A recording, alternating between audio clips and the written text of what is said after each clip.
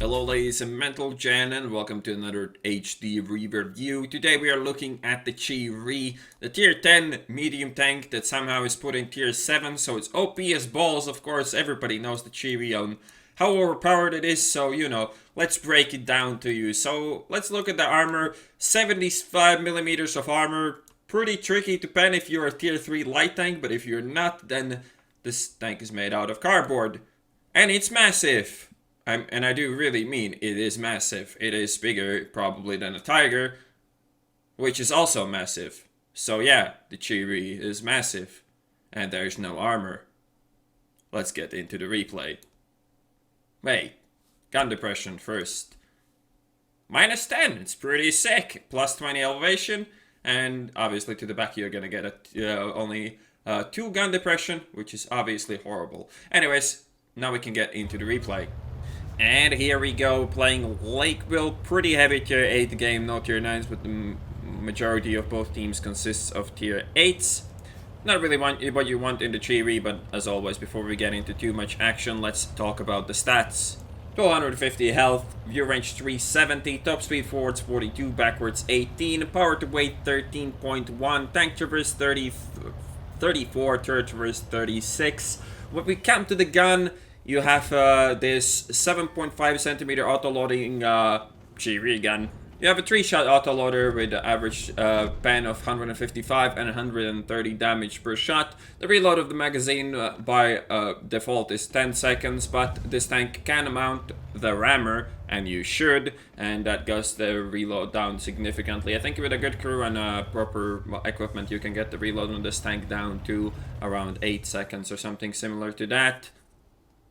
Aiming time 1.7, accuracy 0.35. Actually pretty solid stats for an autoloader. And actually not terrible soft stats as well. So there is that. So this game started with the enemy Scorpion committing a suicide, which I am completely fine with, of course. The only problem with that is that he denies me the early spots on the rest of the enemy team, but he threw away tier 8 TD to do it, so I'm just completely fine with that. So the city fight, I mean, there is angles you can support from here. You really have to hope that there's nobody camping at the back, and usually there are people, so you don't want to push this too much unless you absolutely have to.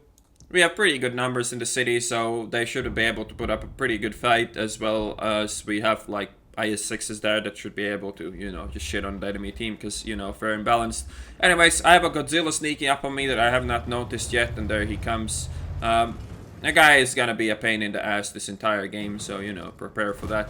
Anyways, now, these shots are rather shitty, but I can still make them, so I do make 2, actually, and I do track him as well, and he's forced to use a repair kit, which is exactly what I wanted from that.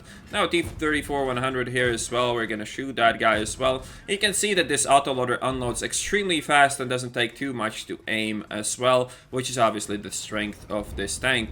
Now, the Captain Crayon here behind me decides it's a really hilarious thing to try to push me in the water, but sadly for him, I am not that stupid.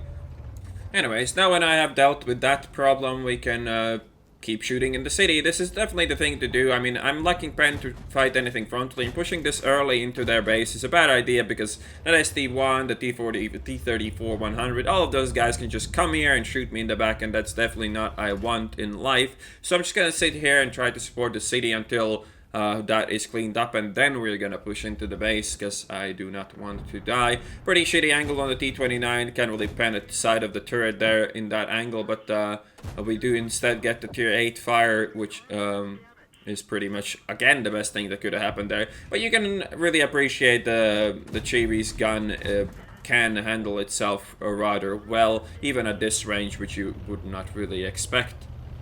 Then again, positions like this require, experience in the game. You have to know where to position your tank to get the side shots of your enemies and stuff like that. It's not gonna work every time. Hell, it's not gonna work most of the time. So, Chiri is kind of a higher risk, higher reward tank in higher tier games. When you're top tier, it's actually not that bad. 155 pen is actually about average at tier 7, so the pen on the tank is actually not that terrible. It's just when you get into these tier 8, 9 games where, every tier 7 medium is useless anyways, so yeah, there is that. Another quick 390 damage into the Tiger. You can see how quickly this gun empties the clip. I haven't still taken a single point of damage just because of the ability to shoot quickly and fuck off quickly as well. Now, the tier 8 TD, the last shot was just disgusting, but hey, I'll take it. I'll take it. Overall though, Chiri, pretty mediocre, pretty bad like every other tier 7 medium. It's not as bad as people make it to be because a 3-shot autoloader, while it is, you know, rather shitty, it's still an autoloader, and autoloaders in this game are really powerful if used correctly. Captain Crayon again pushes in front of me, but at least we can shoot this guy instead of the Storer Mill. I'm actually completely fine with him playing like he is now. I'm not really gonna bother aiming at that AMX as he's not aiming at me. Instead, I'm gonna try to pick this one up, but sadly the last shot misses. And now another reload. I should be able to clean up the KB1S and the Storer Mill both in the same clip, unless I play like a twat or if the Godzilla drives in front of me too much. We have an AMX 40 here, which is rather interesting, but I do manage to get up the pick up the kill here as well. And now 7 seconds or 8 seconds more, and I'm loaded once again.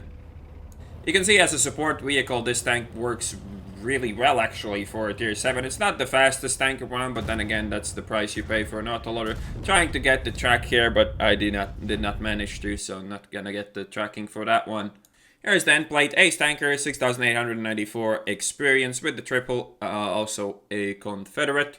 Did 3,632 damage with 1,949 assisted. I also picked up 3 kills, which in the end gave me 1,532 base experience. Definitely not a bad result in a matchmaking like this in a tier 7 medium tank. And the general verdict on the Chiri, it is garbage, but so is every other tier 7 medium tank. And this is actually not the worst, so all that hate towards Chiri is a bit unreasonable. And look at that, Captain Crayon finished on second on experience, so you know, no such thing as idiot-proof tanks, am I right? Yes.